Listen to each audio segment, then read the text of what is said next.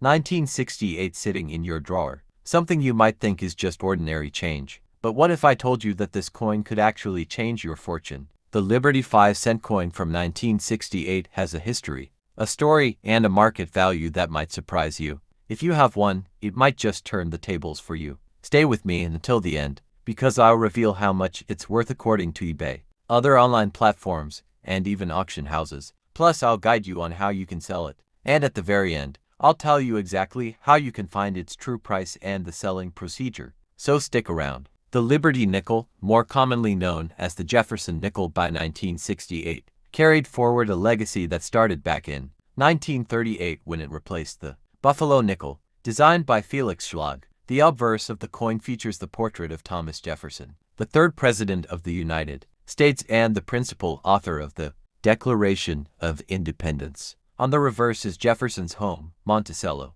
an architectural masterpiece that remains one of America's most iconic symbols. 1968, the United States Mint was undergoing changes. The Coinage Act of 1965 had eliminated silver from dimes and quarters, and nickels continued to be struck from their long-standing alloy of 75% copper and 25% nickel. That makes the 1968 nickel not just a coin, but a snapshot of American economic policy during a turbulent period. What makes the 1968 issue particularly interesting is that it was one of the first years when the San Francisco Mint began striking proof nickels again, after a brief hiatus. So, you'll find not only the regular circulation strikes from Philadelphia and Denver but also proof coins from San Francisco. Each variety carries a different level of collectability and value.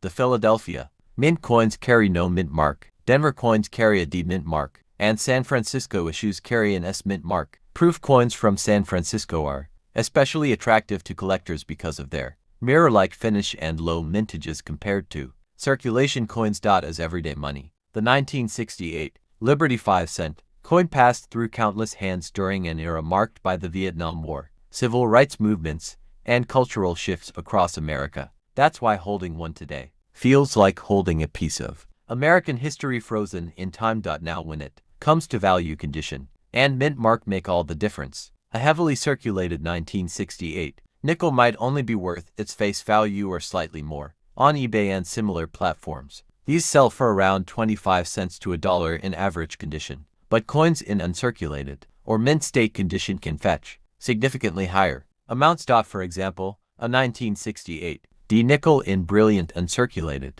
condition can bring anywhere from $10 to $30, depending on its grade. A 1968 S-proof nickel, especially in deep cameo condition, can sell for $50 or more. In rare case, incredible stories and hidden fortunes behind some of the world's most fascinating coins. Imagine having a small piece of copper in your hand, something you might overlook as just another old penny. But what if I told you that this little coin could completely change your life? That's right. Today we're diving deep into the world of the 1936 Liberty Wheat Penny, a coin with such an intriguing history and surprising value that it might just turn the tables for you. Stick around until the end, because you'll discover not only how valuable this coin is, but also the secret of how you can actually sell it if you have one. The 1936 Wheat Penny is more than just an old coin. It's a historical witness from the Great Depression era. In the mid-1930s, America was recovering from one of its darkest financial periods. Jobs were scarce, people were struggling to make ends meet, and yet the U.S. Mint was still producing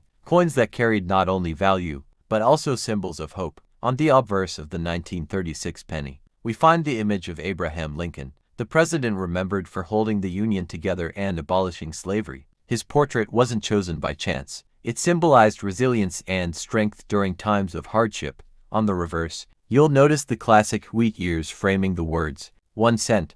This design by Victor David Brenner wasn't just about aesthetics. The wheat symbolized prosperity, nourishment, and the promise of a better tomorrow for millions of Americans living in rural communities and working in agriculture. That design connected directly with their daily lives. Holding that penny was a reminder of hope, even when times were tough. In 1936, 3 different U.S. mints produced these pennies: Philadelphia, Denver, and San Francisco. Each mint mark tells its own story. The Philadelphia Mint produced the highest numbers, which means the no mint mark 1936 pennies are the most common. Denver pennies carry a small D beneath the date, while San Francisco's coins show an S. Although millions were struck, certain variations and conditions make them extremely valuable today. One of the most fascinating aspects of the 1936 wheat penny is the variety known as the doubled die. Some pennies from that year were struck with a die that created a doubling effect on the date and lettering. Collectors prize these errors because they are rare, and when they appear in high grades, their value skyrockets at auctions. Now let's talk about grading. The condition of a coin determines so much about its worth. A circulated 1936 penny might only fetch a few cents, but in higher grades, especially mint state examples with sharp details and little to no wear, the value can rise dramatically. Coins with original red luster, and touched by time, are the most desirable among collectors. What makes this coin even more exciting is its market activity. Online platforms like eBay frequently list 1936 wheat pennies, and depending on their condition, prices range from just a couple of dollars to several thousand for rare varieties. Auction houses have seen stunning results, where pristine examples have been sold to eager collectors at impressive prices. But the real charm lies in the unexpected. Many people discover 1936 wheat pennies in old coin jars, inherited collections, or even while sorting through pocket change. Imagine the thrill of realizing that the little coin you've overlooked for years could actually be worth far more than you ever thought possible. This coin is also a piece of art. Brenner's design is iconic, lasting decades before the wheat design was replaced by the Lincoln Memorial reverse in 1959. That means the 1936 penny sits squarely in the golden era of wheat cents, cherished for their historical significance and design beauty. Collectors love these coins not just for their monetary value, but because they connect us to history. Holding a 1936 penny is like shaking hands with the past, a direct link to a time when America was struggling, persevering, and eventually rising again. Every scratch, every tone of color, every imperfection tells a story. Some pennies may have been passed hand to hand during a family's grocery shopping trip in 1936. Others might have been tucked away in a war bond savings jar just a few years later as the country prepared for World War II.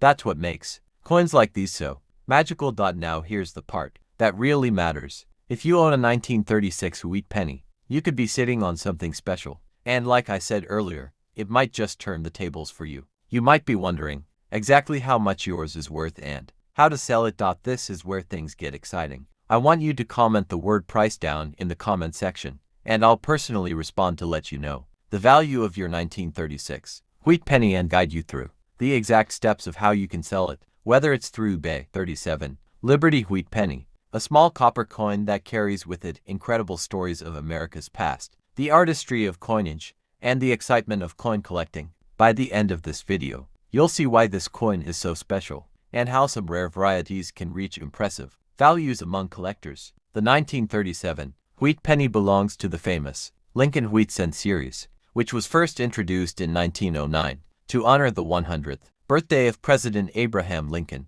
It was the very first U.S. coin to feature a real person, breaking away from symbolic figures like Lady Liberty, designed by Victor David Brenner. The coin's obverse shows a striking portrait of Abraham Lincoln. On the reverse, two stalks of wheat frame the words 1 cent, which is why collectors fondly call it the wheat penny. The year 1937 was a time of recovery for the United States as the nation slowly climbed out of the Great Depression. Coins from this period were essential in everyday life, often circulating heavily through small purchases, groceries, and wages. The penny was made of 95% copper and 5% tin and zinc, giving it its rich brown or reddish appearance. This alloy would remain standard for wheat pennies until World War II, when the 1943 steel penny briefly replaced copper for the war effort. The San Francisco Mint, as each mint left its unique footprint on the coin, making certain mint marks more desirable. The Philadelphia Mint struck the largest number of 1937 cents, making them the most common. Denver and San Francisco issues were produced in lower quantities, giving them extra appeal to collectors. The total mintage for all 1937 pennies exceeded 309 million pieces. While this makes the coin common in circulated condition, high-grade specimens, especially with mint red luster, can command very high values. Collectors are especially drawn to the San Francisco 1937 penny.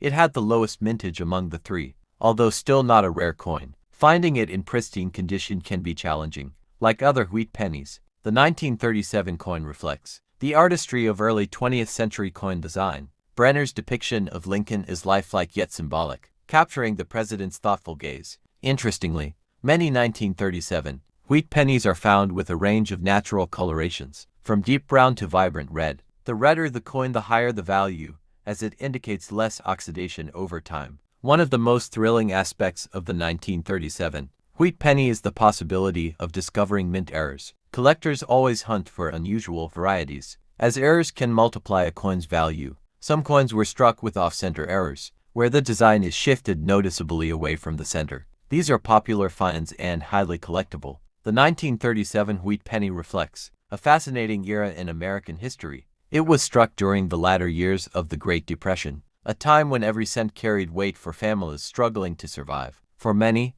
these pennies were more than coins, they were lifelines, used to purchase bread, milk, or basic necessities. Minted in 3 locations: Philadelphia, Denver, and San Francisco. The 1937 penny offers collectors a wide range of mint mark varieties. Each mint tells a slightly different story of production, quality, and demand during that year, making the coin's legacy even richer. The obverse of the coin, featuring Abraham Lincoln's profile, symbolized national unity during tough economic times. By 1937, Lincoln's image had already become a powerful emblem of perseverance, justice, and the hope for recovery.